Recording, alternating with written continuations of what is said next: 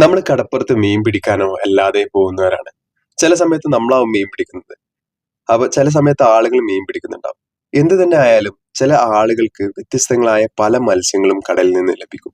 മത്സ്യത്തെക്കുറിച്ച് കൂടുതൽ അറിയാതെ നമ്മൾ അതിന്റെ ഭംഗി കണ്ടിട്ട് അതിനെ കേറി തൊടാനോ പിടിക്കാനോ നിൽക്കരുത്. വേറൊന്നും കൊണ്ടല്ല, എന്റെ കയ്യിലിരിക്കുന്ന ഈ ഒരു മത്സ്യത്തെ കണ്ടോ? ലോകത്തിലെ ഏറ്റവും ഡേഞ്ചറസ് ആയിട്ടുള്ള 10 മത്സ്യങ്ങളുടെ പട്ടിക എടുത്താൽ അതിൽ 5ഓ 4ഓ സ്ഥാനമായിരിക്കും ഈ ഒരു മത്സ്യത്തിന്. കാണാൻ നല്ല ഭംഗിയാണ്. പേര് ലയൺ ഫിഷ്. ഇതിനെ കടപ്പുറത്തുള്ള ആളുകൾ പറയുന്നത് മീശപ്പുരുക്ക് എന്നാണ്. ഇത് ശരീരത്തില് ഇതിന്റെ മുള്ള് കൊണ്ടു കഴിഞ്ഞാല് വളരെയധികം പോയിസൺസ് ആണ് ഉള്ളതെന്ന് പറയും. ചില ആളുകൾ പറയുന്നത് മുള്ള് കൊണ്ടു കഴിഞ്ഞാല് ശരീരം വീർത്ത് പൊട്ടും എന്നൊക്കെ പറയുന്നുണ്ട്. എന്താണ് ഇതിലുള്ള അടങ്ങിയിരിക്കുന്ന പോയിസൺസ് എന്ന് എനിക്കറിയില്ല. അപ്പൊ നമുക്ക് വ്യക്തമായ അറിവില്ലാത്ത മത്സ്യങ്ങളെ തൊടാനോ പിടിക്കാനോ നിൽക്കരുത്.